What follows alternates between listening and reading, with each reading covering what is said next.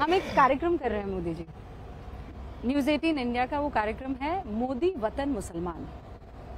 हम ज्यादातर उन जगहों पर जाते हैं जहां पर मुस्लिम मतदाता भारी संख्या में है।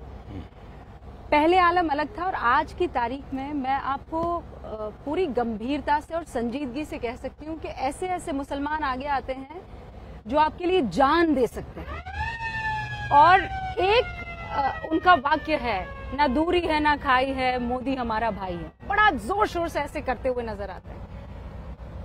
बावजूद उसके आप उस धारणा को तोड़ने में क्या नाकामयाब रहे हैं कि मोदी मुसलमानों का नहीं है? पहली बात यह है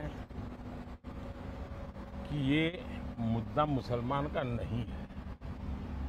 इंडिविजुअल मुसलमान कितना ही मोदी के साथ होगा, लेकिन एक निश्चित विचार प्रवाह है जो उनको आदेश करता है कि आप ये करो या आप वो करो, उसके आधार पर वो निर्णय करते हैं। जहां तक मोदी का सवाल है, तो मैं स्कूल में, एक तो मेरा जो घर है ना, मेरे अगल बगल में सारे मुस्लिम परिवार हैं, तो हमारे घर में ईद भी मनती थी, हमारे घर में और भी त्योहार होते थे। मेरे घर में ईद के दिन खुद का खाना नहीं पकता, सारे मुस्लिम परिवारों से मेरे यहाँ खाना आ जाता था, क्योंकि मेरे परिवार, हम रहते वहीं हैं, मेरा घर वहीं है, मेरे यानी 5 कदम के बाद मुस्लिम परिवार है। जब मुहर्रम निकलता था तो हमारा कंपल्सरी होता था कि उससे नीचे से निकलो, जैसे परिक्रमा करते हैं ना मंदिरों में, ताजिए के नीचे। हाँ, तो ताजिए के नीचे से निकलो, हमें सिखाया जाता था। तो मैं उस दुनिया से पला बढ़ा। आज भी मेरे बहुत सारे दोस्त हैं पुराने। दूसरा, 2002 के बाद मेरी छवि बहुत खराब हो गई, खराब कर दी गई गोधरा के बाद। तो मैंने सोचा भाई जरा रियलिटी जाननी चाहिए, तो मैंने हमारे 30 कार्यकर्ताओं का, युवाओं का एक ट्रेनिंग कैंप किया और उनको सर्वे करना सिखाया। सर्वे मतलब वो आंकड़ों वाला सर्वे नहीं, बातचीत कैसे करनी, बात कैसे निकालनी। अहमदाबाद में एक माणिक चौक करके जगह है, वो माणिक चौक में शाम को लोग खाना खाने जाते, खावानू ने पीवानू। हाँ। पर वहां दिन में जो बिजनेस है, सारे व्यापारी है और खरीदार सारे हिंदू है। बड़ा यूनिक मार्केट है, मतलब सारे व्यापारी मुसलमान हैं। सारे व्यापारी मुसलमान हैं और सारे खरीदार हिंदू है। और वो इतनी भीड़ होती है जी, पैदल नहीं चल सकते आप। साइकिल को तो लेके जाना इम्पॉसिबल है। अब दिवाली में बड़ी बहुत है ना, आप अंदर गए 2 घंटे से निकल नहीं सकते, और हर प्रकार की चीजें बिकती है वहां। मैंने कहा मुझे उसी मार्केट में सर्वे करना है, वहां सर्वे करो। तो मैंने लड़कों को भेजा और मैं डेली रिपोर्ट देता था। वो गए, पूछते थे कि आप बताइए दिवाली कैसी है।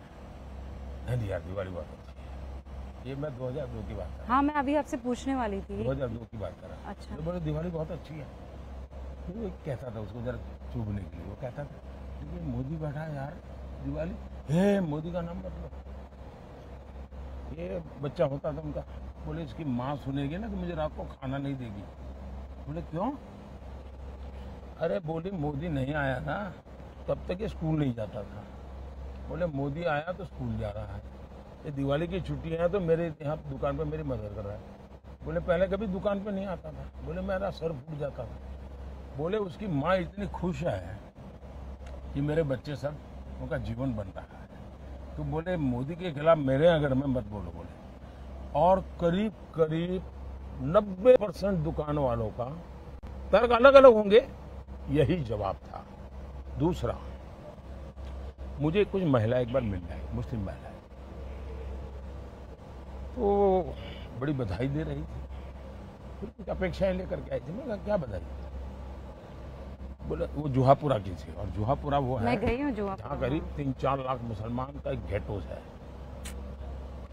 तो बोले हम वहाँ से आए हैं। तो मैंने कहा कोई तकलीफ है क्या, कोई पुलिस वाला, कोई सरकार कुछ हैरान करती है आपको क्या?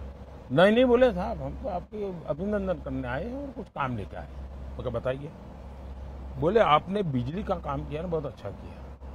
मैंने कहा कहाँ, वो तो मैंने बहुत बुरा किया है।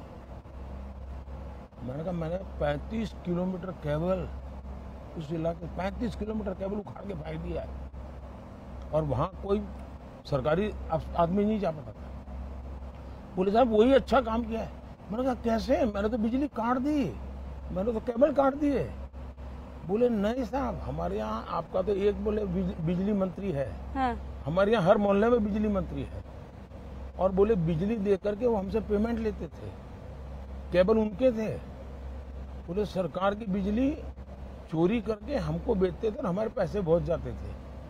बोले अभी रेगुलर बिजली मिल रही है, कोई हमें दादागिरी नहीं करता है। बोले इसलिए हम आए हैं। पहले मेरे पर अखबारों में अखबार मोदी ने वहां पर जुल्म कर दिया, सारे केबल काट दिए। एक्चुअली मैंने उनका भला किया। तो ऐसा मेरे जीवन में सैकड़ों घटनाएं हैं जी, लेकिन मैं इसका मार्केटिंग नहीं करता हूं। क्यों?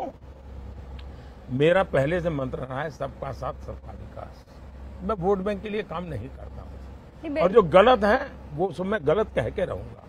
स्टेज पर आपने मुसलमानों का जब जिक्र किया तो घुसपैठिया, ज्यादा बच्चा पैदा करने वाला, इसकी क्या जरूरत आनी पड़ी थी? मैं हैरान हूं जी, ये किसने आपको कहा कि जब ज्यादा बच्चों की बात होती है तो सिर्फ मुसलमान का नाम जोड़ देते हैं? क्यों मुसलमान के साथ अन्याय करते हैं आप? हमारे यहाँ गरीब परिवारों में भी ये हाल है जी, उनके बच्चों को पढ़ा नहीं पा रहे हैं। किसी भी समाज के हो, गरीबी जहाँ है वहाँ बच्चे भी ज्यादा है। तो आप कह रहे हैं मुसलमान अलग था, ज्यादा बच्चा पैदा करने वाला अलग था? मैंने न हिंदू कहा है न मुसलमान कहा है। मैंने कहा है कि भाई आप उतने बच्चे हो जिसका आप लालन पालन कर सको, सरकार को करना पड़े ऐसी स्थिति मत करो। इस बार मुसलमान आपको वोट देगा? आपको उनके वोट की चाहत है? मैं ये मानता हूँ कि मेरे देश के लोग मुझे वोट देंगे। मैं जिस दिन हिंदू मुसलमान करूंगा ना, उस दिन मैं सार्वजनिक जीवन में रहने योग्य नहीं रहूंगा, और मैं हिंदू मुसलमान नहीं करूंगा। ये मेरा संकल्प है। अगर मैं घर देता हूं, मैं सैचुरेशन की बात करता हूं, 100% डिलीवरी। इसका मतलब हुआ गांव में मानो 200 घर है, कौन समाज है, कौन जाति है, कौन धर्म है, 9, उन 200 घर में अगर 60 लाभार्थी हैं तो उन 60 लाख लोगों को मिलना चाहिए। और जब मैं 100% सैचुरेशन का मतलब होता है वो सच्चा सामाजिक न्याय है, वो सच्चा सेक्युलरिज्म है। जब आप उसमें करप्शन की भी संभावना नहीं रहती, तो आपको मालूम है भले उसको मंडे को मिला है ना, अगले मंडे को मेरा नंबर लगा।